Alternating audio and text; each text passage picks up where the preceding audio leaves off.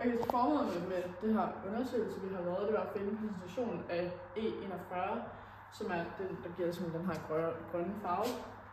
Og E41, det er klorofyl-kobberkompleks, altså grøn. Og så absorbensspektrummet af farvestoffet E41, det har vi her, hvor maksabsorbensen er 410.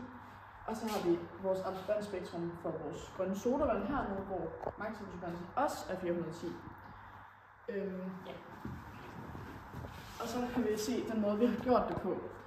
Der har vi har lavet en spektrofotometrisk bestemmelse af den her grønne farve, hvor vi har målt koncentrationen af den her grønne farvestof.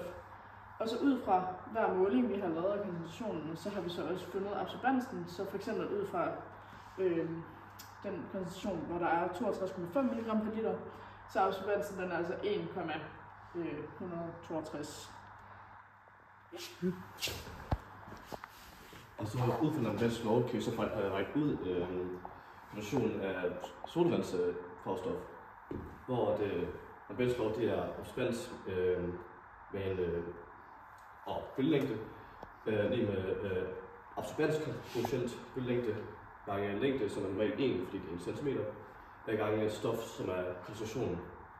Og vi kan faktisk let regne ud absorbenskoefficienten ud fra, hvis vi tager det her ind i en graf, hvor vi kan så se, her er koncentrationen af absorbens, og absorbenskoefficienten det er så A værdi, og vores A-værdi det er så 0,02014, så vi så vist har liter per centimeter gange milligram. Og så regner vi så målte så solvands max absorbens som var 0,4. Og så kan vi putte alle de her tal her ind. Først absorbenskoefficienten, som er, hvor det er 0,2 gange stof, minus 0,093,6. Det er simpelthen tilsæt for, at man har det rigtige tal. Så vil vi putte alle ting ind, og så kan vi isolere stof for at så regne ud stofkoncentrationen af den her sodavand. Så vi starter først med at sige, hvor det er først absorbens bare 0,4.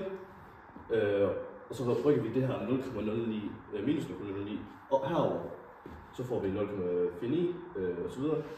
Er det med 0,2 gange stof. Så kan vi så isolere stof ved at dividere 0,49 med 0,02. Og så hvis vi så regner ud, så får vi så 24,51 mg per liter. Og det vil så sige, at der er 24,51 mg per liter i vores sodavand af farvestof E41. Yes!